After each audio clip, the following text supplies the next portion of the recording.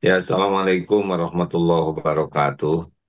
Alhamdulillahirabbil alamin. Allahumma salli ala Sayyidina Muhammadin wa ala alihi wa ashabihi ajma'in.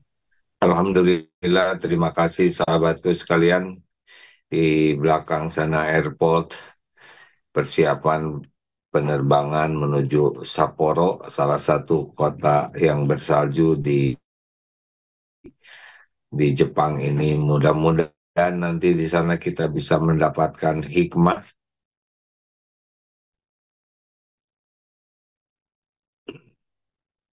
Ini di Indonesia tentang pilkada, juga kita dengar berita tentang Suriah. Berikut ini surat Ali Imran ayat 26. A'udzu billahi minasyaitonir rajim. Qul lillahumma malikal mulk tu'til mulka man tasya' wa tanzi'ul mulka mimman tasya' wa tu'izzu man tasya' wa tudhillu man tasya' biyadikal khair innaka ala kulli syai'in qadir. Maaf, katakanlah kulillahumma malikal mulk. Duhai Allah, Malikal Mulk, pemilik kerajaan. Engkau berikan tu'til mulka man tasya, engkau berikan kerajaan kepada siapa yang kau kehendaki, dan kau ambil, engkau cabut kekuasaan kerajaan dari siapa yang kau kehendaki. Wa tu'izzu man tasya, engkau muliakan siapa yang kau kehendaki. Wa tudillu man tasya, engkau hinakan siapa yang kau kehendaki. Biyadikal khair, di tanganmu lah segala kebajikan. Innaka, sesungguhnya engkau ala kulli syai'in qadir, maha kuasa atas segala sesuatu.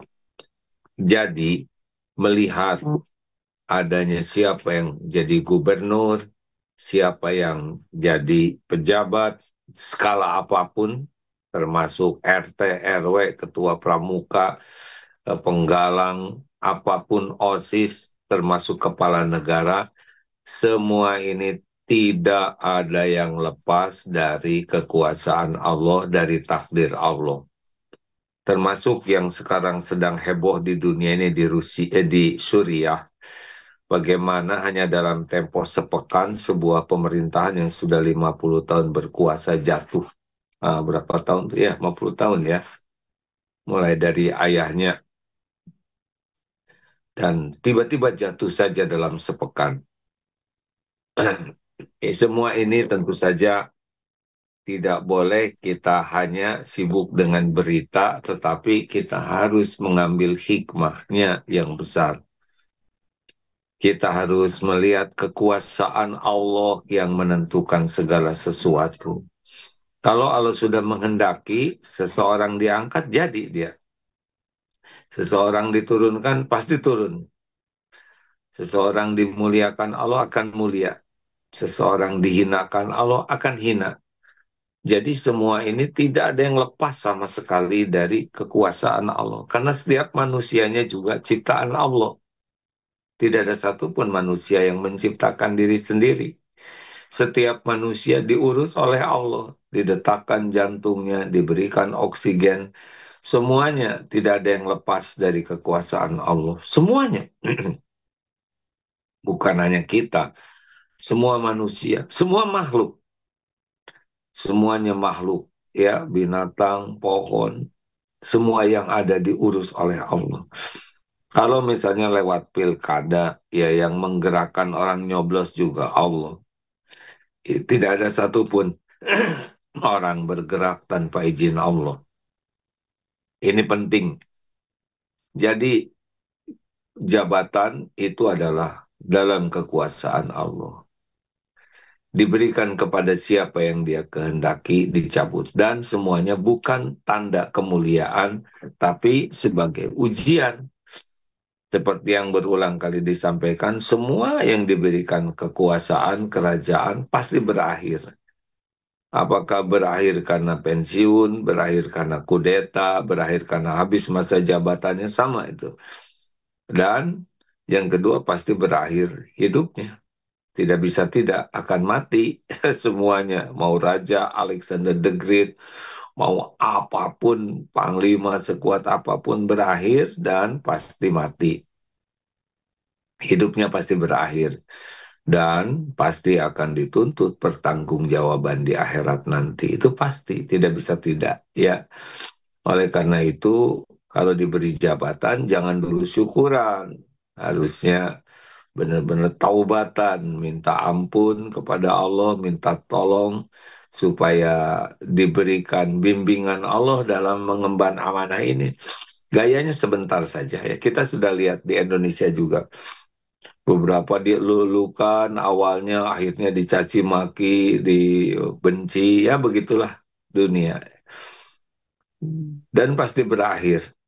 Ini kisah di Suriah ini juga. Sedemikian rupa, sekejap saja berakhir. Ya, tidak ada yang keluar dari pengetahuan Allah. Ingat surat Al-Hadid ayat 20.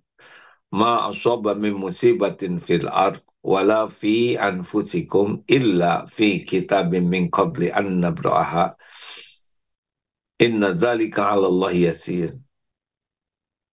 Tidak ada satupun musibah yang menimpa di bumi ini maupun pada dirimu kecuali sudah tertulis di Lauh Mahfuz sebelum kami mewujudkannya. Dan yang demikian itu mudah bagi Allah.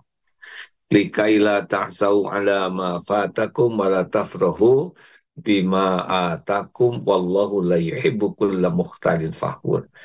Agar kalian tidak terlalu berduka cita dengan sesuatu yang tidak cocok harapan, ya, yang luput dari keinginan kita, dan jangan terlalu gembira dengan apa yang kau dapatkan. Wah, jangan excited. Wah, kita jadi ini, jadi itu semua udah tertulis. Kita dapat ini, kita untung sekian. Anak hafal Quran itu semua udah tertulis. Kita harusnya bersyukur, bukan menjadi orang yang gegap gempita, euforia. Ya, semuanya tertulis di Lauh Mahfuz sebagai ujian. Maka kepada yang ditakdirkan oleh Allah diberikan jabatan, ingat ya, ini bukan tanda kemuliaan, sama sekali bukan tanda kemuliaan. Ini tanda beratnya ujian, dituntut setiap tanda tangan, setiap keputusan, setiap rapat, semuanya dituntut. Allah menyaksikan dengan detail apa yang dilakukan para pemimpin. Tidak ada yang lepas ya, tidak ada yang lepas. Setiap keputusannya pasti pasti itu ya diketahui, dicatat, dan nanti ada pertanggungjawaban, tidak bisa lari. Kan nanti sesudah mati ada alam barzah. Oh, alam barzah ini benar-benar tidak bisa lagi lari, kita sudah nunggu sampai kiamat apakah menjadi bagian dari taman surga alam barzah kita atau menjadi bagian dari getirnya lubang neraka. Ini serius sekali nih. Makanya kalau diberi jabatan, jangan dulu syukuran. Sadari bahwa ini adalah ujian, ini adalah amanah. Kemudian mintalah tolong kepada Allah supaya kita didampingi oleh orang-orang yang jujur, orang-orang yang punya kekuatan, kemampuan, profesionalisme. Tapi jujur dulu, hidupnya sidik dulu ya. Karena kalau orang sekeliling kita orang-orang tidak jujur, kita tidak akan menikmati apa-apa. Kita akan memikul kegelisahan terus-menerus. Tidak ada kerennya punya jabatan. Mau presiden juga biasa sajalah ya, biasa saja. Sangat biasa saja.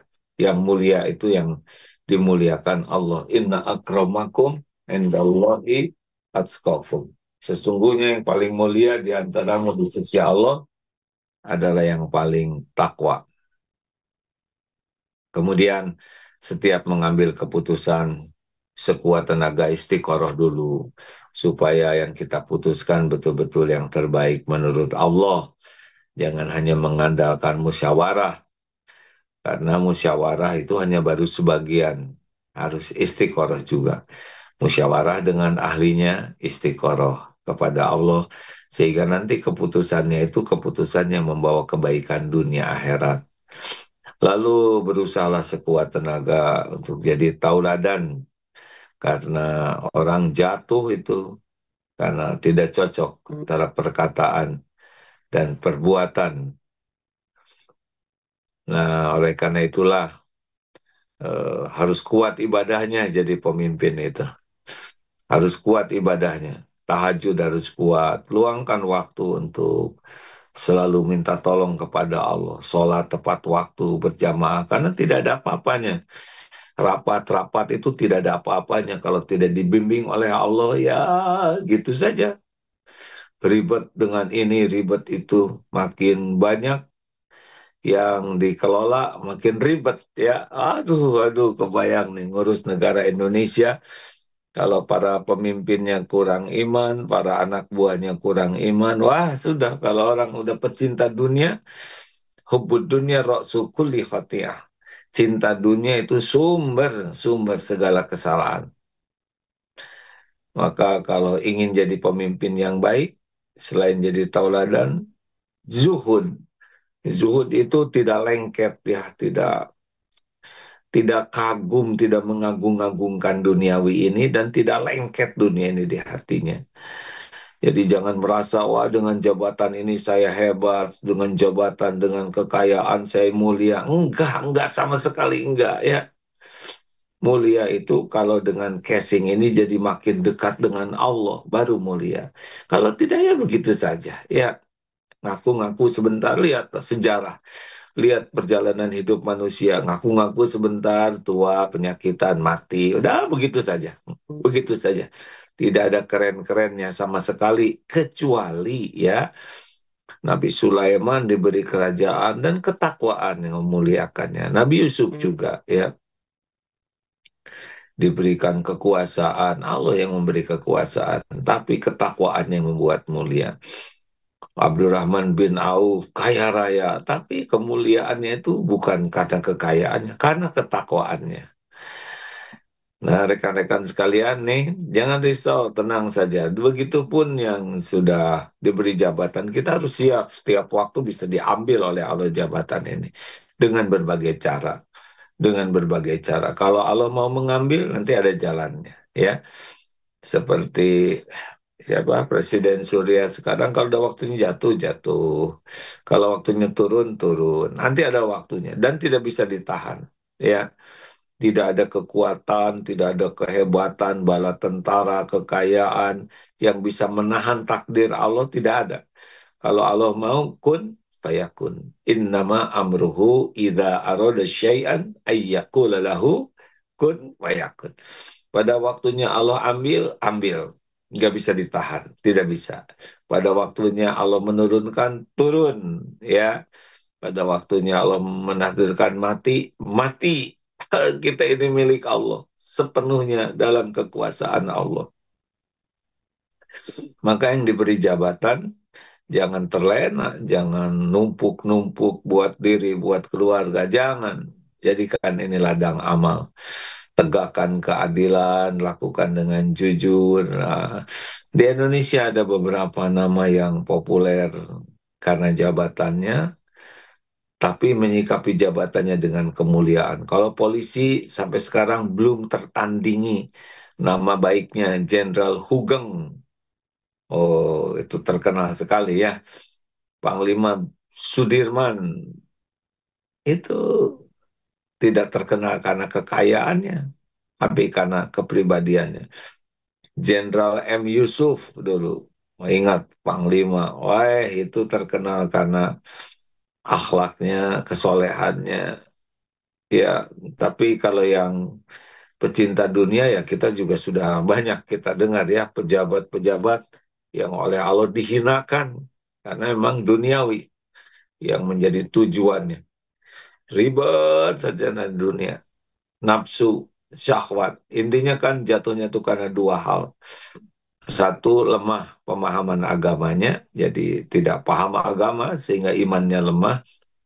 Dan yang kedua, lemah jiwanya terhadap nafsu, syahwat, amarah, keserakahan terhadap dunia. Jadi orang yang memang lemah jiwanya, kalah oleh nafsu, walaupun otot kawat, balung besi, leher beton, ah, tinggal nunggu saja kejatuhannya. Kalau jatuh kan jatuh, tidak bisa ditahan. Demikianlah sahabatku sekalian, jadi melihat hiruk pikuk semua ini jangan sampai lepas dari keyakinan bahwa Allah lah dalangnya. Semua ini Allah yang menguasai, dengan izin Allah semua ini terjadi. Kepada yang tidak kepilih biasa lah ya, jangan sampai, atau yang udah diturunkan jangan sampai post power syndrome. Memang ada episode-episodenya. Yang nggak kepilih legowo, kalau memang mau melihat ada ketidakjujuran ya sok, tapi ya nggak usah pakai stres dan nggak akan kemana-mana. Kalau nggak ada takdirnya, enggak lah, nggak akan jadi. Nggak ada takdir jodoh, nggak akan jodoh. Nggak ada takdir dapat, nggak akan dapat. Nggak ada takdir jadi, nggak akan jadi. Orang yang paling stres itu adalah yang menginginkan sesuatu yang tidak ada takdirnya. Oh, pasti ribet ya. Oleh karena itulah, kalaupun nanti nggak, ya sudah jalani saja. Oh, tapi saya udah keluar uang, ya udah. Memang udah waktunya keluar, ya pasti keluar uang itu. Relax sajalah. Yang penting jadi ahli takwa dalam segala keadaan. Tidak usah semua dimasukin ke hati. Ah, nggak, dunia cuman mampir aja. Dunia nggak ada apa-apanya. Kita lakukan yang terbaik dengan perencanaan terbaik, dengan ikhtiar yang profesional maksimal, dengan doa terbaik ya. Tapi nggak usah pakai lengket di hati. Kaki melangkah, tangan menggenggam, otak berpikir, lisan berucap, hati udah Allah aja. Semuanya milik Allah. Semuanya Allah yang menentukan. Semuanya Allah yang menguasai. Innaka ala kulli syai'in qadir. Tuh, coba di ujung ayat itu ya. Oh ya, kenapa jabatan dengan kemuliaan dipisahkan? Ya, karena yang mulia itu yang lulus. Jadi bukan karena jabatannya mulia, tapi lulus menyikapi jabatan. Seperti Umar bin Abdul Aziz. Umar bin Abdul Aziz radhiyallahu anhu, beliau mulia karena keadilannya, kearifannya, ketakwaannya. Demikian sahabat-sahabatku yang baik. Jadi mudah-mudahan dengan ungkapan sederhana ini kita lihat hiruk pikuk pilkada ini jadi ingat Allah yang menguasai. Kita doakan gimana yang jadinya pemimpin yang bukan diharapkan. Ya, pemimpin yang bukan diharapkan, doakan saja supaya pemimpin itu bisa berubah ujian ya. Kan ada juga pemimpin yang betul-betul punya Tuhan yang lain selain Allah, padahal yang dipimpinnya orang beriman, misalkan ya doakan. Doakan supaya diberi petunjuk, kalau salah terus ya doakan supaya digantikan dengan yang lebih baik. Tuhan kita adalah Allah. Sebagai rakyat, kita tidak boleh bersandar ke pemimpin. Kalau memang di Indonesia memilih, caranya ya pilihlah. Tapi jangan bersandar, karena Tuhan kita Allah. Bukan para pemimpin, bukan para pejabat. Mereka akan mempertanggungjawabkan apapun yang dilakukannya. Tuhan kita adalah Allah. Jangan terlalu ribet memikirkan pemimpin ya. Kalau ada yang pemimpin yang salah dan memungkinkan untuk dikoreksi, koreksi dengan cara yang benar, dengan niat yang baik. Tapi kalau tidak memungkinkan, kita doa dan tetap kita konsisten jadi ahli takwa. Karena yang menjamin kita adalah Allah, bukan para pemimpin kita. Yang menentukan hidup kita bahagia sengsara adalah Allah Subhanahu wa Ta'ala. Kalau kita jadi ahli takwa, kita akan diberikan kebahagiaan, kemuliaan, keselamatan. Benar-benar ujian ini ya. Ujian bagi yang dipilih, ujian bagi yang tidak terpilih, dan ujian bagi kita rakyatnya. Jangan menjilat sama para pemimpin. Tuhan kita adalah Allah. Ingat baik-baik ya. Jangan sampai merasa bangga, oh dekat dengan pemimpin, dipamer-pamer, nanti ditangkap, malu ya. Udah, tetap kita fokusnya menjadi ahli takwa sebagai rakyat, karena yang menjamin, memiliki, menentukan segala sesuatu hanya Allah Subhanahu wa Ta'ala. Sekali lagi, sikapilah pilkada ataupun apapun, pilpres atau apalah, sebagai ladang tafakur bahwa semua kejabatan kedudukan Allah yang menentukan. Surat Ali Imran ayat 26 tadi. Ya, lakukan kalau mau bersaing dengan sehat, tenang saja, yang baik-baik saja caranya, niatnya. Kemudian kalau kepilih, jangan hura-hura, karena itu baru awal cobaan, ya. Jangan sampai nantinya ngejungkel, banyak sekali yang ngejungkel. Tidak usah syukuran, kerjanya juga belum, ya. Baru mulai ujian, belum tentu lulus. Kemudian sing tawadu dan yang tidak terpilih ya memang tidak ada takdirnya, legowo saja, nggak usah ribet, nggak usah pusing, tetap jadi ahli takwa. Dan bagi kita sebagai rakyat, pantau kalau lihat kemungkaran ya bantu koreksi dengan cara yang baik sesuai dengan potensi kemampuan masing-masing, dan kita ini jangan berharap dari pemimpin, jangan bersandar, jangan bergantung. Ya, Allah lah Tuhan kita, pemilik penguasa segala-galanya. Kemudian doakan ya, walaupun yang di takdirnya yang terpilih bukan yang kita sukai, bukan yang kita pilih, ya doakan kebaikan dan bantu supaya jadi lebih baik. Kalau tinggal satu doa, doakan pemimpin supaya jadi benar. Demikian rekan-rekan sekalian, semoga ada hikmahnya. Insya Allah yang akan datang mungkin kajiannya dari Sapporo, tempat yang sangat dingin. Mudah-mudahan ada hikmah pelajaran yang bisa kita ambil dan disampaikan. Terima kasih, subhanakallahumma bihamdik. Oh, maaf, maaf. Jadi, sekali lagi bersyukur kepada teman-teman yang dipilih oleh Allah untuk menjadi bagian dari terwujudnya pesantren di Perth di Australia. Sekarang ada satu rumah lagi yang sedang mau dibeli. Kemarin satu rumah, insya Allah sudah lunas. Sekarang tinggal satu lagi. Yang satu ini tinggal sedikit lagi juga. Tolong ditafakuri siapa yang ingin nambah amalnya, walaupun kemarin sudah berwakaf, wakaf lagi ya. Bagian mengumpulkan tinggal 1 M kurang karena sudah banyak yang terus menyedekahkan. Ikut bersyukur mulai dari Rp5.000 itu, lihat rekeningnya semua yang masuk, dilihat waduh luar biasa banyak. 5.000, 10, 100.000, 500.000, sejuta, yang paling tinggi itu ada yang 150 juta, ya ada yang 150 juta, ada yang 100 juta, ada yang 50, ya macam-macam ya, termasuk dari Jepang juga banyak yang bersedekah, alhamdulillah, berwakaf maksudnya. Yang kemarin sudah dikirim dan sudah lunas, sekarang ada satu rumah lagi yang sebelahnya, yang mudah-mudahan sebelum Ramadan sudah terakuisisi. Ayo, rekeningnya sama, 29002 29006. Ulangi, 29002 29006, BSI ya, Bank Syariah Indonesia. Nanti untuk Masjid Perth diterimanya Darut Tauhid ya, DT Peduli. Silakan rekan-rekan yang sudah juga lakukan lagi ya, karena ini beda lagi kaplingnya. Ini untuk yang kedua. Alhamdulillah. Tinggal ya mungkin tinggal 900 jutaan lagi. Ayo kita rame-rame. Mudah-mudahan bisa diselesaikan dalam minggu ini. Ini jangan merasa akan berkurang hartanya dengan berwakaf ya. Justru inilah rezeki kita. Inilah kecerdasan kita. Inilah yang akan mengalirkan pahala. Tiada terputus. Jadi jangan takut berkurang. Itu tipu daya setan ya.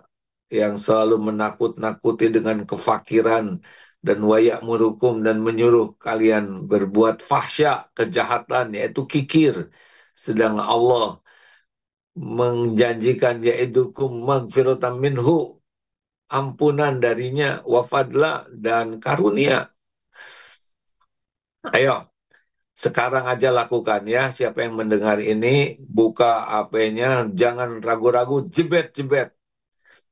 Berharap pekan ini kita bisa mengumpulkan 900 juta, insya Allah dengan beramai-ramai. akan bisa kita lunasi secepatnya sehingga Ramadan sudah tidak ada lagi yang bagian komplain. Umat Islam di sana bisa ibadah tanpa komplain karena ini bersebelahan sekali ya. Terima kasih sahabatku sekalian. Semoga Allah memilih kita jadi terjalan terwujudnya rumah Allah ini. Assalamualaikum warahmatullahi wabarakatuh. Subhanakallahumma bihamdik. Asyhadu an la ilaha illa anta astaghfiruka wa atubu ilaik. Assalamualaikum warahmatullahi wabarakatuh. Waalaikumsalam warahmatullahi wabarakatuh. Jazakallah. Nuhun-nuhun, Beb. Lanjut ya.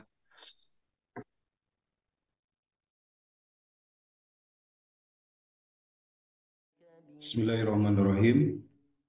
Assalamualaikum warahmatullahi wabarakatuh. Alhamdulillahirabbil alamin. Alhamdulillahilladzi wa kafa. Wassalatu wassalamu ala nabiyyil mustafa wa ala alihi wa ashabihi ahla sidqi wal wafa. Asyhadu an la ilaha illallah wahdahu la syarika lah wa asyhadu anna Muhammadan abduhu wa rasuluhu alladzi nabiyya wa rasul ba'da amma ba'd. Alhamdulillah, puji syukuran yang milik Allah, salawat salam, semoga tetap dilimpah curah kepada Nabi kita, teladan hidup dan kehidupan kita, uswah dan kedua kita, Nabi Muhammad Sallallahu Alaihi Wasallam. Alhamdulillah, Bapak Ibu, sahabat-sahabat sekalian dimanapun berada, berbahagia sekali kita bisa berjumpa kembali. Semoga pertemuan ini penuh berkah, rahmat, dan ampunannya. Alhamdulillah, tadi kita menyimak guru kita dari Jepang yang sedang mengadakan safari dakwah di Jepang ya di kota Tokyo dan beberapa tempat di Jepang. Semoga senantiasa diberikan kesehatan, kekuatan lahir dan batin juga kita semua yang berada di tanah air ya. Semoga kita senantiasa dalam naungan ridho dan kasih sayang Allah dan salah satunya adalah berupa nikmat iman, nikmat Islam yang semoga terus terpatri dalam hidup kita sampai akhir hayat kita. Bapak Ibu dimanapun berada, kita akan isi kesempatan ini sampai menjelang jam 6. Saya izin melanjutkan kajian yang kemarin ya, kajian fikih karena masih banyak pertanyaan kemarin yang belum sempat dijawab. Saya sedikit mengulang materi kemarin terkait sholat sunnah zuhur ya. Jadi sholat sunnah zuhur ada sholat qobliyah dan ba'diyah zuhur, di mana kemarin kita sudah bahas qobliyah ini ada riwayat yang menyebutkan 2 rakaat qobliyah kemudian 2 rakaat ba'diyah sehingga sholat sunnah zuhur ini ada 4 rakaat. Kemudian riwayat lain ada 6 rakaat dengan 2 rakaat sebelum duhurnya atau qobliyahnya, dua rakaat ba'diyahnya. Kemudian juga ada riwayat 8 rakaat dengan 4 rakaat qobliyah dan 4 rakaat ba'diyah.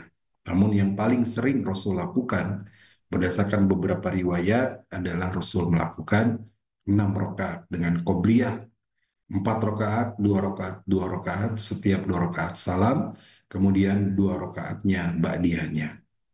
Ya, kemudian eh, kesimpulan kedua, apakah dilakukan di rumah atau di masjid? Rasulullah seringnya melakukan di rumah dalam banyak riwayat dan memang secara umum menganjurkan bahwa sholat sunat itu lebih utama dilakukan di rumah. Namun sholat wajib lebih utamakan di masjid dan berjamaah. Namun demikian dalam riwayat lain juga Rasulullah melakukan 4 rakaat qobliyah itu 2 rakaat di rumahnya dan 2 rakaat di masjid. Kemudian 2 rakaat setelahnya ba'diyahnya kadang di rumah, kadang di masjid. Ini menunjukkan bahwa kita pun boleh melakukan qobliyah maupun ba'diyah di rumah ataupun di masjid. Ya, bisa jadi 2 di rumah, 2 di masjid seperti yang dilakukan Rasul. Tapi kalau rumah kita jauh atau mungkin kita melakukannya tidak dekat dengan rumah, di tempat pekerjaan, di kampus, di sekolah, maka kita bisa qobliyah dan ba'diyah itu di semuanya dilakukan di masjid, termasuk kalau melakukan 4 qobliyahnya bisa 4-4-nya di masjid, kemudian 2-nya juga di masjid. Begitu. Ada riwayat juga tentang bagaimana Rasulullah pernah mengulang melakukan sholat ba'diyah zuhurnya ketika belum sempat melakukan ba'diyah duhur di waktu asar saat itu ya karena tersibukan oleh satu dan lain hal. Nah, ini juga boleh, tentu bukan sebuah kebiasaan, dan Rasul pun riwayatnya hanya satu kali itu. Bahkan riwayat lain sebagian mengatakan hadisnya kurang kuat. Artinya secara kebolehan ya boleh dilakukan ya kalau misalkan tidak sempat badia misalkan karena kesibukan lalu badianya bahkan setelah asar. Namun ini sesuatu yang tidak untuk kita biasakan tentunya. Demikian Bapak Ibu sedikit pengulangan dari materi kita yang kemarin. Izin saya melanjutkan menjawab beberapa pertanyaan yang sudah masuk melalui IG, melalui IG, YouTube ataupun Facebook ya. Ini banyaknya melalui IG yang kemarin sudah masuk ya. Dari IG IG Nia Rosiana, ya IG Nia Rosiana. Pak Ustadz, bagaimana niat salat qobliyah zuhur 4 rakaat yang akan dilaksanakan dua-dua? Ya, baik. Pertama, kita bicara tentang niat dulu ya. Niat di dalam salat itu sepakat para ulama bahwa an-niyatu fi qalbi. Niat itu dalam hati. Sehingga tidak ada lafaz khusus yang mengatakan atau meriwayatkan lafaz niat di dalam satu hadis pun. Ya, kalaupun ada yang lafaz nawaitu soli dan seterusnya, itu adalah eh, karangan para ulama yang kemudian terjadi perbedaan pendapat. Ada yang melakukan, ada yang tidak. Bagi yang melakukan silakan saja, tetapi kalau ingin sesuai dengan apa yang dilakukan Rasulullah, tidak ada riwayat tentang talafut biniat, melafadkan niat. Namun niat menjadi bagian penting, tidak bisa dan tidak sah sholat kita tanpa diawali dengan niat, ya, karena niat merupakan rukun, ya. Nah, sehingga bagaimana niatnya cukup dalam hati. Kalau kita berniat akan 4 rakaat, lalu kemudian dua-dua itu sudah niat dalam hati. Lalu niat takbiratul ihram 2 rakaat. Ternyata setelah 2 rakaat itu, kalau kita niatnya 4, ternyata baru 2 rakaat, selesai, kemudian komat, ya tidak apa-apa, ya ikutlah berjamaah, maka 2 rakaat tadi sudah menjadi pahala kebaikan bagi kita. Tapi ketika cukup, waktunya masih cukup, tambahkan 2 rakaat lagi sehingga 4 rakaat, gitu ya. Nah, kemudian kemarin juga kita bahas ya di kitab Fiqh Sunnah ini, apakah boleh langsung 4 atau dua-dua, sebagaimana pendapat Imam Ibnu Hajar Al Asqalani di dalam kitab Fathul Bari gitu ya, disebutkan bahwa afdolu seutama-utamanya salat gitu ya, atau afdolus salat filailatin wa nahar, baik itu salat sunatnya pada malam atau siang hari, itu masna-masna, jadi dua-dua. Jadi kalaupun melakukan 4, dua-dua, sekalipun wa idza shalla arba'an qablaha aw ba'daha afdalu yusalima ba'da kulli rakaatain, kemarin disebutkan ya, apabila akan sholat 4 rakaat sebelum, maksudnya qobliyah, atau ba'daha setelahnya, atau ba'diyahnya mau 4 rakaat, afdalu an yusalima ba'da kulli rakaatain, diutamakan atau lebih utama 2 rakaat setiap eh, salam setiap 2 rakaat. Wa yajuju an yusalliha mutasilan bitaslim wahidan, tetapi boleh juga, ya tidak mengapa kalau langsung sekali salam. Ya, tetapi sekali lagi lebih utama 2 rakaat 2 rakaat berdasarkan hadis riwayat Abu Daud dengan sanad yang sahih, salatul lail wan nahar masna masna. Salat malam ataupun salat siang, melakukan salat sunat di malam hari atau siang hari, lebih utama masna masna, 2 rakaat 2 rakaat. Begitu ya untuk sahabat siapa tadi? Ya, sahabat Nia Rosiana di IG. Kemudian masih di IG dari Siti Aisyah. Apa masih bisa melakukan sholat sunat rawatib jika sholat fardunya sudah terlewat waktunya? Ya, maksud yang terlewat itu kalau lewat waktu, misalkan gitu ya. Ini kita baru kesiangan, sudah waktu asar, luhur belum sempat. Tidur jam 11 nih, lu ngantuk banget, tidur jam 11, bangun-bangun jam 3, sudah asar. Maka di situ cukup sholat duhur. Jadi tidak usah pakai sunnah qobliyah ba'diyah lagi, karena waktunya sudah tidak ada. kecuali misalkan ketinggalannya hanya beberapa waktu setelah waktu utamanya, atau misalkan tertinggal sholat berjamaah, mau aja sholat sendiri. Nah, itu boleh dengan qobliyah ba'diyahnya. Kalau sholat duhur, contohnya sekali lagi sholat duhur sebutlah jam 12, lalu kita perjalanan nyampe ke rumah jam 1, setengah 1 atau jam 1, maka boleh sholat duhur jam 1 itu kita melakukan qobliyah dan ba'diyah terlebih dahulu. Ya, jadi boleh, tidak apa-apa. Ini merupakan bagian dari sunnah yang tidak ditinggalkan dan kita melakukannya sendiri. Itu yang dimaksud tertinggal tadi ya. Jadi bisa tertinggal karena habis waktunya. Kalau habis waktunya tidak ada lagi kesempatan qobliyah ba'diyah.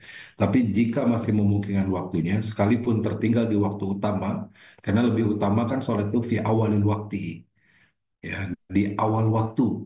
Jadi ketika zuhur itu masuk waktunya, kita tidak menunda-nunda, ya, masuk waktu segera persiapan, segera melakukan sholatnya dan dibarengi dengan qobliyah ba'diyahnya di situ, yang di situ ada sunnahnya gitu, qobliyah ba'diyah. Tapi kalau misalnya udah lewat waktunya, agak lewatnya mungkin agak tidak terlalu jauh gitu ya, setengah jam, 1 jam, mau qobliyah ba'diyahnya juga silahkan gitu ya Bapak Ibu. Begitu sahabat Siti Aisyah ya. Baik, saya beralih dulu ke Zoom. Ada pertanyaan dari Umiku, ya, Umiku di Zoom. Izin bertanya, abdolnya pelaksanaan sholat witir langsung 3 rakaat atau 2 dan 1? Jika pelaksanaan 2 dan 1 rakaat, niatnya bagaimana? Baik, ini memang ada dua riwayat dan ada dua pendapat terkait witir, gitu ya. Jadi witir itu bisa 3 langsung, atau 1 saja langsung, 3, atau tiganya 2+1. Jadi kata witir itu artinya ganjil ya. Yang disebut ganjil adalah 1, 3, 5, 7 begitu ya. Walaupun demikian umumnya witir itu 1 atau 3 begitu. Bagaimana kalau witirnya 2+1? Ini ada juga riwayat yang menyebutkan Rasul pernah melakukan 2+1 dan itu dilakukan di beberapa masjid di kita, termasuk setahu saya kalau kita ikut salat tarawih atau qiyamul lail di Masjidil Haram, di Masjid Nabawi, itu witirnya 2+1 ya. Niatnya bagaimana? Bahwa niatnya tetap 3 rakaat dengan niat 2 rakaat pertama itu sudah niat witir, plus tambah 1 rakaat terakhir juga niatnya witir. Begitu ya. Jadi ini hanya pembagian witir dengan 3 rakaat dengan 2 kali salam. Tapi lebih afdolnya bagaimana kalau saya mengambil 1 kali salam, gitu ya. Jadi dan itu ada riwayatnya juga. Jadi langsung saja 1 kali salam witirnya. Nah, yang 2 kali juga boleh jadi mengambil kepada hadis secara umum tadi bahwa Sholatul lail wan nahar masna wasna. Jadi sholat siang dan malam itu dua-dua. Jadi kalau mau satu, misalkan tetap dua-dua-dua, witirnya 1 itu boleh. Atau tadi witirnya 3 dengan 2+1 itu juga silakan. Ya, ada riwayatnya terkait hal tersebut. Begitu pertanyaan buat Umiku di Zoom ya. Izin saya lanjutkan. Kemudian ada dari IG Marfuah Momen. Ya, bila kita sedang sholat sunnah, baru dapat 1 rakaat, kedengaran azan, kira-kira sholatnya tetap lanjut atau berhenti? Kalau sholat sunnahnya sholat sunat apa dulu, gitu ya? Kalau sholat sunatnya tahiyatul masjid, misalkan kita masuk masjid sholat sunat, tiba-tiba azan, karena kita masuk masjid untuk sholat berjamaah, ya, kemudian kita sholat sunat dulu, lalu terdengar azan, maka lanjutkan tidak apa-apa, ya. Kalau sholatnya tahiyatul masjid, kalau sholatnya qobliyah, niat sholat qobliyah, lagi sholat sunat ternyata terdengar azan, itu berarti sholat qobliyahnya belum masuk waktunya, ya. Karena masuk waktu qobliyah itu ketika sudah masuk waktu sholat fardunya, ya, di Bandung 11.40 misalkan. Ibu 11.35 sudah ke masjid, lalu sholat sunnah. Sholat sunnah apa dulu? Kalau niatnya sholat sunat qobliyah zuhur, maka tidak sah, Bu. Karena belum masuk waktu zuhur. Ya. Lalu udah 1 rakaat, ternyata azan zuhur. Nah, berarti qobliyahnya diulang, Bu. Kalau tadi karena kita nggak tahu, kita sangka sudah masuk duhur, ternyata baru azan. Padahal sudah qobliyah tadi, maka qobliyahnya diulang. Karena yang tadi sebelum masuk waktu duhur, itu belum masuk waktu sholat sunat qobliyahnya. Jadi sekali lagi, karena qobliyah ba'diyah ini rawatib ya atau tertiban.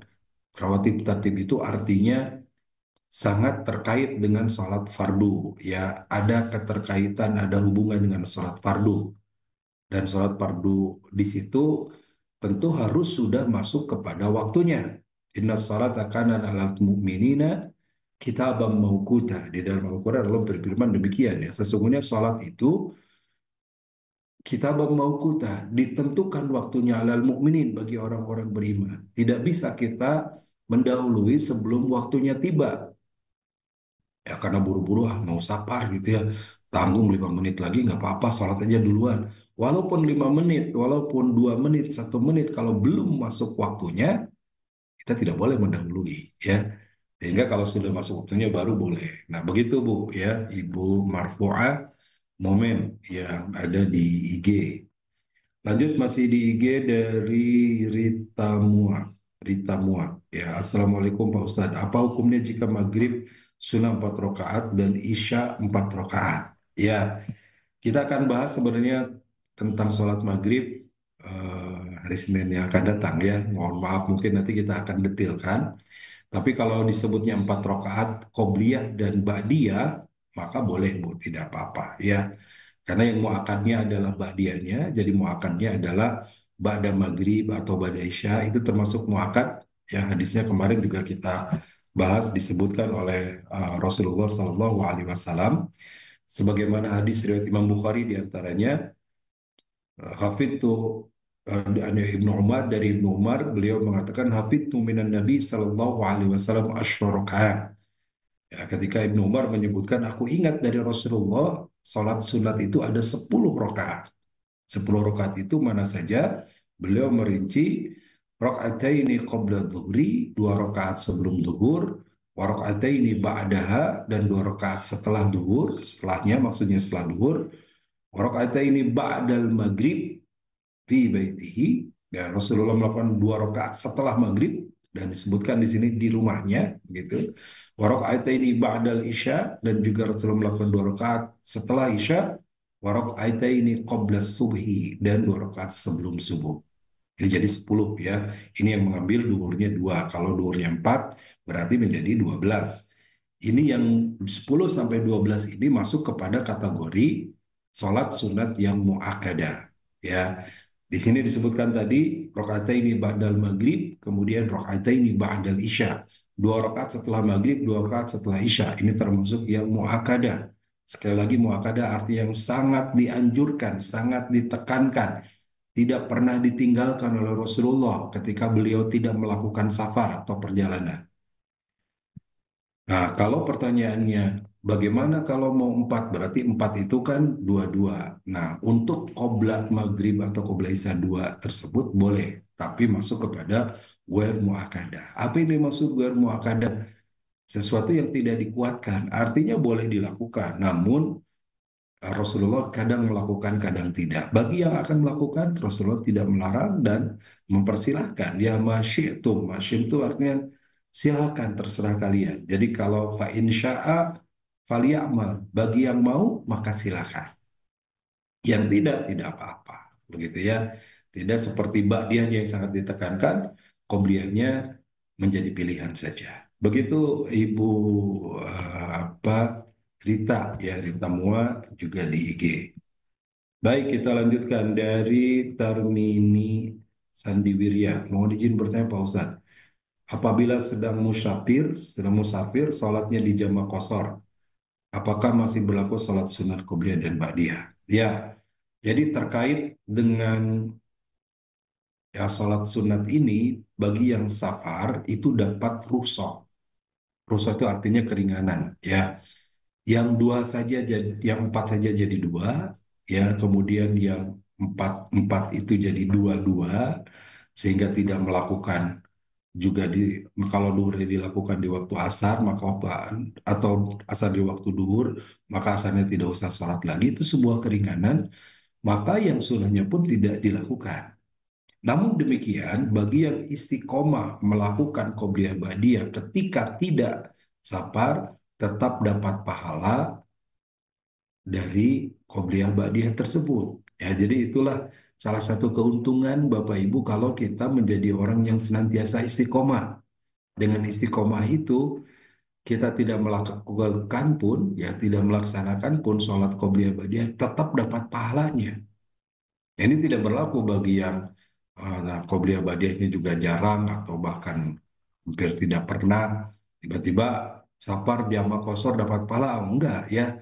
Bagi yang istiqomah, itu lebih kepada pahala kebaikan dari Allah kepada kita bagi orang yang senantiasa istiqomah untuk melaksanakannya tersebut. Ya, jadi qobliyah ba'diyahnya tidak usah dilakukan lagi, Bu. Ya, ketika waktu kita sedang mengadakan safar atau sedang melakukan perjalanan. Baik, dilanjutkan dari IG Sanandia. Ustaz, saya masih bingung sholat qobliyah subuh itu dilakukan sesudah azan subuh, sebelum qomat atau sebelum azan subuh. Sesudah azan, ya, sesudah azan subuh. Tadi sebagaimana zuhur, qobliyah duhur sesudah azan zuhur. Jadi dilakukan Sanandia itu ya bapak atau akang gitu ya, atau mungkin ibu ya. Jadi intinya dilakukan ketika sudah masuk waktu sholat fardunya. Sehingga singkat ya, kalau qobliyah subuh ini pertanyaan ibu tadi, pertanyaan Sanandia, eh, waktu subuh itu pendek ya, termasuk juga waktu qobliyah itu pendek. Antara azan dan iqomat saja, begitu ya. Di beberapa masjid sudah pakai timer, ada yang ngasih kesempatan 5 menit, ada yang 10 menit, maksimal mungkin 15 menit gitu ya pakai timer. Sehingga gitu 15 menit habis dari azan, iqomat. Nah, itulah kesempatan kita melakukan qobliyah, Bu. Makanya Rasulullah Shallallahu Alaihi Wasallam itu membaca surat yang ringkas-ringkas saja. Di banyak riwayat Rasulullah membaca Al-Kafirun rokaat pertama dan Al-Ikhlas rokaat kedua, ya kuliah dan kulhu. Bagaimana kalau baca surat lain? Boleh, ya, tidak terlarang. Tetapi Rasul seringnya itu. Artinya menunjukkan bahwa surat yang dibaca adalah surat yang pendek karena waktunya singkat. Jadi boleh nggak kita bacanya jadi baca Al-Falaq, baca An-Nas, baca Al-Kautsar, ya baca An-Nasr gitu ya, baca Al-Lahab, silahkan. Itu juga sama, artinya yang dibaca adalah surat yang pendek. Ketika Rasul baca ayat-ayat di tengah pun, Rasul membaca hanya satu ayat, surat Al-Baqarah 136, dan surat Al-Imran 54 gitu ya, yang sudah kita bahas sebelumnya. Jadi tidak panjang waktunya juga. Jadi kalau sebelum azan belum masuk waktunya ya, Ibu Sanan ya, Sanan dia belum waktunya. Kalau sebelum azan kita masih boleh tahajud, masih boleh sholat witir. Ya misalkan sekarang azan itu 4:01 di Bandung. Kita bangun 4 kurang 10 misalkan dengan wudhu dengan ini, waduh waktunya ke azan subuh sangat dekat. Masih boleh sebelum azan subuh berkumandang kita tahajud. Masih boleh sebelum azan subuhnya berkumandang mau witir karena belum sholat witir kita boleh witir. Setelah azan, waktu tahajud witir itu habis, maka masuk kepada waktu sholat qobliyah subuhnya. Begitu ya Sanadia. Habisnya kapan? Kalau sudah waktu azannya tiba, maaf waktu iqomat, maka sudah tidak ada lagi qobliyah, langsung ikut berjamaah. Begitu ya. Bagaimana kalau di rumah? Kan di rumah tidak berjamaah di masjid. Nah, di masjid sudah qomat. Kita di rumah belum qobliyah, ya silahkan qobliyah. Kalau itu ibu sholatnya sendiri. Begitu ya. Begitu sanan dia di IG. Kemudian Ibu Lilis Komara 2810. Ustadz, kalau sholat sunat qobla zuhurnya 2 rakaat karena sudah keburu qomat, tapi saya melakukan ba'da zuhurnya 4, apa boleh? Boleh ya. Jadi berarti 2 ini tadi riwayat dari Ibnu Umar, kemudian kalau yang 4 riwayat dari Abdullah bin Syakib, riwayat Imam Ahmad, Muslim dan yang lainnya, ya bahwa Rasulullah juga eh, lewat Imam Tirmizi pernah disampaikan bahwa Rasulullah juga pernah melakukan salat arba'an qabla duri wa arba'an ba'daha, melakukan 4 rakaat sebelum dan 4 rakaat setelah. Jadi kalaupun mau melakukan karena sebelumnya itu hanya sempat 2 tidak sempat 4, maka 4-nya di ba'diyahnya itu juga boleh ya. Ini berdasarkan hadis yang diriwayatkan oleh Imam Ahmad, juga disahihkan oleh Imam At-Tirmidzi. Boleh Bu ya kalau mau 4 rakaat ba'da zuhurnya gitu. Baik, lanjut dari IG di Salfirqi. Assalamualaikum Ustaz, kalau kita kelewatan waktu sholat, misalnya saya tidur jam 11 bangun pas azan maghrib, karena efek minum obat lagi sakit soalnya. Saya kepikiran terus. Sholatlah ketika itu ya. Jadi ada hadis kalau tidak salah riwayat Imam Muslim. Jadi Rasul bersabda, orang yang tidur itu dia tidak ada hisab. Ya, kewajiban dia ketika dia bangun. Jadi minan naum idza staiqada. Bagi orang yang tidur, dia wajib melakukan ketika dia bangun. Kemudian bagi orang yang lupa, dia wajib melakukan ketika ingat. Jadi tidur jam 11 bangun maghrib, duhur asar kelewat tuh. Begitu bangun maghrib, lakukan duhur dan asarnya. Itu ya. Lanjut maghrib kan sudah masuk waktu maghrib. Jangan sampai kita tidak melakukan. Atau subuh kesiangan ya, tidurnya jam 1 malam gitu ya. Bangun-bangun jam 8. Bablas tuh jam 4, jam 5, jam 6 kelewat. Begitu bangun jam 8 langsung sholat subuh. Tidak usah dijamah dengan duha ya, karena tidak ada jamah dengan duha. Kalau mau duha ya berikutnya ya. Tapi begitu loh, karena kita ketiduran, karena kita ya tadi karena sedang sakit, efek minum obat, mungkin kan ini sesuatu yang bukan kita sengaja atau sesuatu yang bukan kita rutinkan ya, memang karena sedang sakit saja. Maka hukumnya tadi bagi orang yang tidur ketika bangun, bagi orang yang lupa ketika ingat, aduh lupa kemarin saking sibuknya asar kelewat, baru ingat hari ini, hari itu dia langsung sholat asar. Itu yang disebut dengan qada dalam sholat sepengetahuan saya ya. Jadi ketika ingat lakukan. Jadi tadi bangunnya pas maghrib, duhur asarnya belum, begitu bangun lakukan duhur asar. Ketika ingat, aduh saya belum duhur asar, langsung lakukan saat itu. Ya, begitu sahabat eh, di Salfirqi. Kemudian lanjut dari IG Vivi 14. Bismillah Ustadz Afwan, kalau sebelum tidur kita sudah sholat witir. Lalu jika melakukan qiyamul lail, apakah harus witir lagi atau tidak? Baik Bu, jadi witir itu dilakukan hanya 1 kali dalam semalam. Hadisnya la witrani fil lail, tidak ada 2 witir dalam 1 malam. Jadi kalau ibu sudah witir sebelum tidur, maka nanti bangun tidur tahajud tidak usah pakai witir lagi. Itu ya.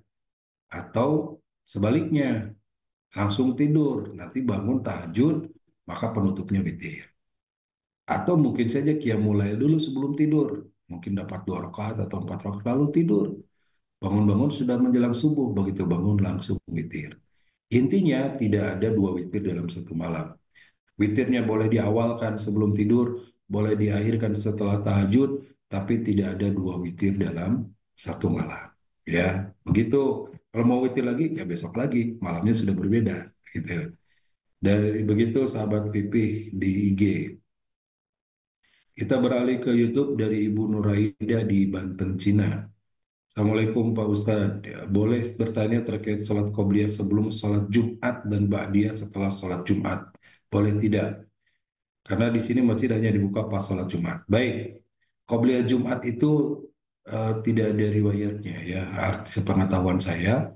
Jadi Jumat itu kita bisa melakukan yang namanya sholat intidhar. Intidhar itu sholat sunat intidhar. Intidhar artinya menunggu. Jadi kalau azan azan zuhurnya, azan Jumat itu bertepatan dengan azan zuhur ya.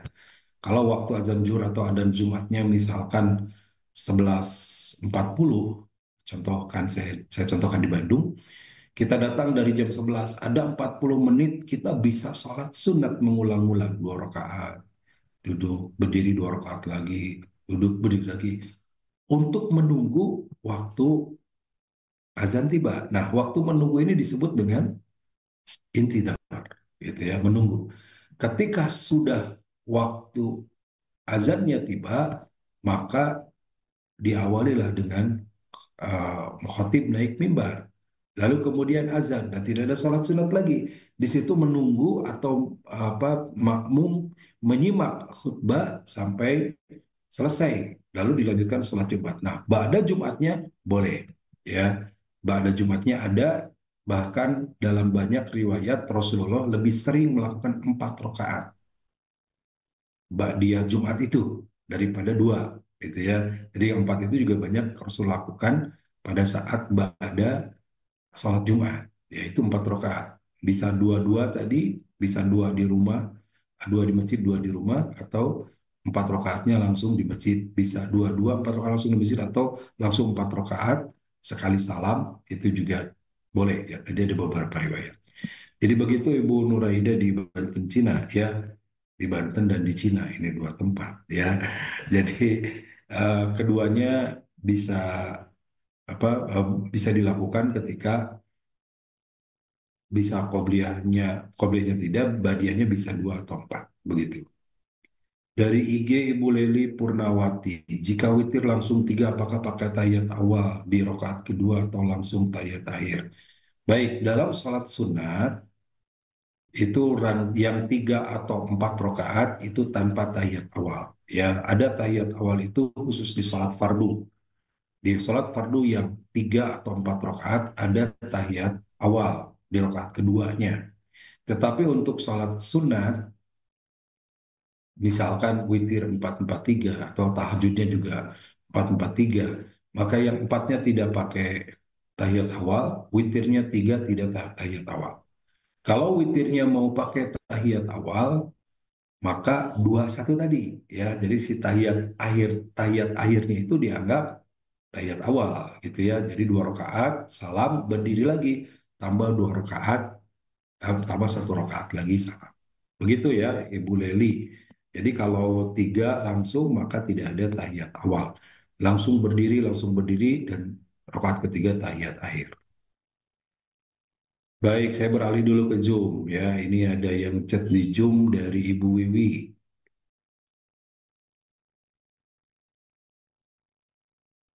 Ibu Wiwi, Ustaz, jika masjid dekat rumah telat azan tapi sudah masuk waktu sholat, bolehkah sholat sunat qobliyah? Boleh, Bu. Jadi ukurannya bukan masjid terdekat, tapi ukurannya adalah sudah masuk waktu sholat di tempat tinggal kita tersebut, begitu ya. Karena memang kadang-kadang waktu azan masjid-masjid itu beda, ya. Ada yang mungkin ngambil waktu sholatnya berdasarkan, ada yang dari Kemenak, ada yang berdasarkan dari beberapa ormas, begitu ya. Nah, boleh jadi situ ada perbedaan selisih sampai 1 atau 2 menit, bahkan ada yang sampai 4 menit, begitu. Nah, kalau diyakini udah masuk waktunya, maka sudah boleh, ya. Apalagi misalkan masjid terdekat muadzinnya telat, ya, padahal udah masuk nih, muadzinnya telat, ya. Untung bukan Ramadan. Kalau Ramadan azan maghrib muadzinnya telat, diomelin satu komplek, ya. Ya, karena bukan Ramadan, nggak apa-apa telat, ya. Tapi udah masuk waktunya, asal sudah masuk waktunya, walaupun mungkin masjid kita tinggal di RT 2, masjid RT 2 ini belum azan, tapi masjid RT 5 udah kedengaran sudah azan, dan dilihat waktu sholat sudah masuk. Nah, itu artinya sudah masuk, boleh, ya. Ya, jadi yang terdekat di situ maksudnya yang terdekat yang masuk waktu sholat kita. Ya, kita menjawab azan yang mana? Yang terdekat, gitu ya. Kalau sudah azan, termasuk kan ada sunnah menjawab azan ketika sudah azan berkumandang tersebut. Baik, begitu Ibu Wiwi. Pak Saiful Bahri, ya, Pak Saiful Bahri di Zoom, ya. Assalamualaikum Ustaz. Untuk dapat melakukan sholat qobliyah terutama untuk waktu subuh, sebaiknya jeda waktu antara azan dengan iqomat berapa lama agar dapat melakukan sholat qobliyah? Baik, Pak. Nah, ini penting buat beberapa pengurus masjid, ya, karena kan sekarang sudah canggih, ya, rata-rata sudah ada timer gitu. saran saya diberi kesempatan agak lebih leluasa supaya yang datang itu mendapatkan kesempatan untuk qobliyah ya. Jadi rata-rata 10 menit mungkin ya. Tapi kalau qobliyah subuh ya tambahinlah 15 sampai 20 menit begitu ya. Supaya tadi yang belum sempat qobliyah dia sudah datang ke masjid, melangkahkan kaki ke masjid atau bahkan sebagian mungkin karena agak jauh pakai kendaraan sudah memaksakan datang jangan sampai nggak sholat ya nggak kebagian sholat qobliyahnya. Jadi beri waktu. Jadi kalau pertanyaannya sebaiknya jeda berapa lama, ya minimal 5 menit cukup sebenarnya untuk 2 rakaat. Ya 2 rakaat itu saya hitung kalau kita baca bacaannya Al-Kafirun dan Al-Ikhlas itu 2 menit sampai 2 menit setengah ya. 1 rakaatnya 1 menit itu cukup. Ya, tapi untuk memberikan kesempatan yang lain yang datang mungkin begitu azan berkumandang baru siap-siap, begitu azan berkumandang ada yang baru bangun, maka dia segera ke masjid, segera melangkah kaki, maka beri kesempatan, saran saya berilah 15 menitan antara azan dan iqomat. Ya, begitu Pak Saiful ya. Baik, saya lanjutkan berikutnya. Ini masih satu lagi ya di Zoom dari Umiku tadi. Yang Abdul melakukan witir apakah sebelum tidur atau saat bangun tidur. Keduanya boleh, Bu, karena Abu Bakar itu tidak pernah tidur kecuali dia sholat witir terlebih dahulu. Karena khawatir ketiduran, tidak sempat bangun, tapi dia sudah witir. Tapi Umar selalu tidur dan dia tidak witir dulu sebelum tidur, karena yakin pasti bangun. Begitu. Jadi silakan Ibu, yang mana saja dua-duanya boleh. Gitu ya. Kalau saya sih sebelum tidur supaya kalaupun bangun kesiangan takdirnya begitu witirnya sudah dapat gitu. Tapi sekali lagi keduanya boleh dan keduanya pun ada keafdolan di situ ya. Silakan itu bisa memilih yang baik. Baik dari IG Tony, IG Tony Des Chutes. Wah ini bacaannya rada susah ya. Saya sholat subuh sendiri lalu tiba-tiba ada makmum menepuk pundak. Apa saya harus mengeraskan suara seperti imam di masjid? Apa suaranya tetap seperti sholat sendiri? Ya baiknya kalau untuk sholat jahar ya, maghrib, isya, subuh kan rakaat pertama keduanya jahar. Ketika kita sholat sendiri, tiba-tiba ada yang bermakmum, sebaiknya dijaharkan langsung. Ya, sholat sendiri juga sebaiknya jahar, walaupun tidak terlalu keras seperti yang berjamaah. Artinya jaharnya itu terdengar sendiri saja. Tapi kalau berjamaah ya sebaiknya kita jaharkan agar makmum mendengar. Kita sudah sholat 1 rakaat, tiba-tiba masuk rakaat kedua ada yang nepuk. Ya, yang nepuk jangan dilawan, ditepuk lagi, bukan itu kode ya. Dia akan bermakmum. Nah, maka jaharkan supaya terdengar, supaya berjamaahnya lebih afdol. Begitu ya, Mas Tony di IG ya. Lanjut dari YouTube sekarang ya, masuk ke YouTube. Ini banyak juga yang di YouTube. YouTube Fadila Juliansyah. Assalamualaikum Ustaz. Bagaimana bila di malam setelah Isya sudah witir 3 rakaat, kemudian ketika sepertiga malam witir lagi? Berapa rakaat sebaiknya? Apakah 3 rakaat di awal dihitung? Jadi biar tetap ganjil. Ya kalau lupa nggak apa-apa Bu. Misalkan sebelum tidur sudah pas tahajudnya witir lagi. Nah untuk menggenapkan kan witir itu 3 tadi. Untuk menggenapkan jadi 4 tambah 1 rakaat lagi. Jadi witirnya tetap yang awal, yang itu kita anggap tahajud karena kita biar biar tetap menjadi jumlahnya menjadi genap gitu ya. Jadi sekali lagi yang namanya witir itu ganjil ya tidak genap. Jadi untuk melengkapi yang ganjil jadi genap ya tambah rakaat. Begitu ya YouTube di YouTube Fadila. Kemudian di YouTube lagi Sinuwun Sinuwun. Ustaz kalau sedang fajar pakai mobil pribadi tetap menjama sholat sedang pakai maaf sedang safar. Kalau sedang safar pakai mobil pribadi tetap menjama sholat. Padahal banyak masjid di jalan. Yaitu pilihan. Bagi yang safar dibolehkan. Ada pilihan untuk menjama, ada pilihan untuk mengkosor, dan itu lebih baik dipilih sebagai sodakoh dari Allah. Kemudian ikut di masjid, boleh juga bagus ya, ikut di masjid karena bawa mobil pribadi, misalkan udah waktu zuhur nih, eh, minggir saja ikut di masjid, nanti duhurnya ikut imam 4 rakaat, asarnya berdiri lagi sendiri setelah salam duhurnya untuk menjama asarnya, ditarik ke duhur. Itu atau sebaliknya, kita belum sholat dulu sampai waktu asar, nanti asarnya ikut imam di masjid, di tengah perjalanan tadi ya ada masjid, kita belok dulu, melipir dulu, melipir sholat duhur, asar ikut, duhurnya karena belum dilaksanakan, langsung mendijama setelah asarnya selesai. Artinya dijama takhir berarti. Jadi begitu ya, yang jika memungkinkan itu kita bawa mobil pribadi, tetap diupayakan di masjid tentu lebih baik. Walaupun ketika kita tidak di masjid atau misalkan udah di jamaah ketika sudah sampai di rumah itu pun boleh ya. Atau di masjidnya tidak pada waktunya ya, pas kebetulan di jam 2 masih di perjalanan sudah ada cari masjid, langsung di jamaah di situ. Berarti kan tidak ikut imam karena imamnya udah selesai. Imam duhurnya, imam asar belum mulai karena belum masuk asar. Kita sendiri duhur asar tapi di masjid sambil rehat gitu ya, sambil istirahat dulu, sambil ngopi dulu gitu ya. Setelah itu atau sebelumnya kita sholat dulu juga silakan ya. Karena sekali lagi ada rukhsah, ada keringanan, ada kemudahan bagi orang yang melakukan safar. Lanjut di YouTube, Yayan Rosyanti. Assalamualaikum Ustaz. Waalaikumsalam. Kalau sholat witir baca suratnya berapa? Apakah sama seperti sholat tarawih? Ya, sholat witir 3 rakaat, maka setiap rakaatnya membaca surat. Insya Allah nanti ada pembahasan sholat witir juga sebenarnya, khusus sholat witir ya, di kajian kita nanti. Nanti kita lebih perdalam. Tapi sholat 3 rakaat, maka setiap rakaatnya membaca Al-Fatihah dan surah. Apakah seperti taraweh kulhu? Boleh, boleh kulhu, boleh surat lain, ayat lain, gitu ya. Kenapa kulhu rata-rata imam? Yaitu yang paling pendek ya. Dan insya Allah semua hafal, gitu.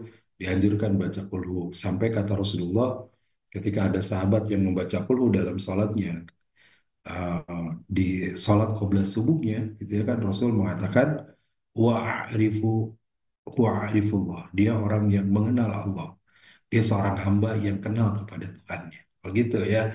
Karena lewat Al-Ikhlas itu kan ada kalimat tauhid di situ, eh, walaupun kata ikhlasnya tidak muncul tapi orang baca Al-Ikhlas itu tauhid ya. Qul huwallahu ahad, mengatakan bahwa Allah satu, Allah satu-satunya yang Maha Esa, begitu.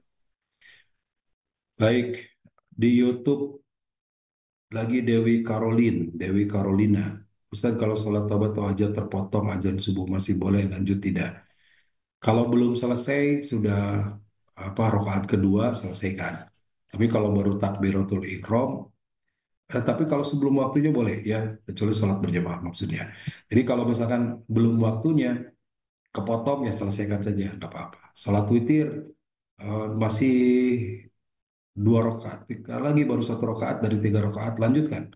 Atau bahkan baru takbir, baru baca iftitah, sudah azan, lanjutkan saja. Ya, nanti setelah itu lanjutkan sholat qobla subuhnya.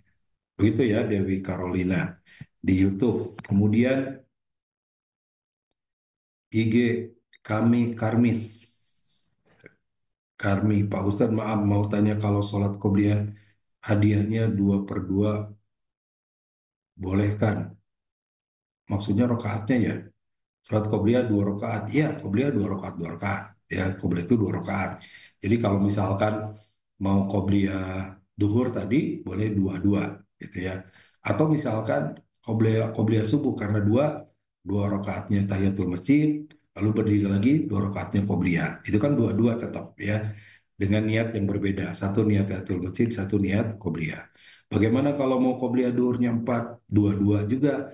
Berarti sama 2 rakaat peniatnya qobliyah, 2 rakaat lagi niatnya qobliyah lagi, gitu ya. Karena dicontohkan oleh Rasulullah qobliyah duhur 4 rakaat dengan 2 rakaat, 2 rakaat. Begitu IG Karmi, Karmi di IG. IG Ahmad Zulfikar 7. Maaf, sebaiknya rawatib yang baru muakkad dilakukan sebagai warming up atau menggerakkan tubuh dan pikiran serta jiwa. Kadang yang sudah usia sepuh lutut sing derek dek bunyi. Ya, boleh ya, bagus sebagai persiapan ruhia, persiapan diri sebelum sholat wajibnya. Ya, kalau sudah sepuh lutut derek dek begitu, maka ya boleh, kalau tidak sanggup berdiri boleh duduk ya. Bapak tidak sanggup berdiri karena sudah sepuh, pakai kursi silahkan Pak.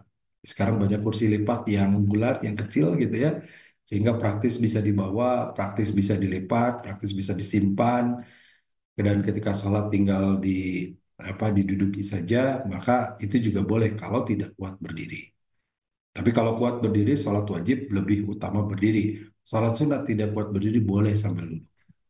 Itu ya Pak Ahmad Zulfikar 7 di YouTube. Ibu Bapak, sahabat-sahabat sekalian, nampaknya habis waktunya. Masih ada beberapa pertanyaan di YouTube, mudah-mudahan pekan depan ya. Ada juga yang di ini, masih ada yang nulis juga di Zoom. Insya Allah nanti dihimpun oleh teman-teman MK Digital. Semoga ada manfaatnya. Terima kasih dan mohon maaf. Semoga ilmu kita semakin bertambah sehingga ibadah kita benar. Karena ibadah benar pupuknya adalah ilmu. Ibadah benar kuncinya adalah ilmu agar ittiba, mengikuti contoh Rasulullah. Terima kasih dan mohon maaf. Aku qouli hadza wa astagfirullah li wa lakum. Subhanakallahumma wa bihamdika asyhadu an la ilaha illa anta astaghfiruka wa atubu ilaik. Assalamualaikum warahmatullahi wabarakatuh.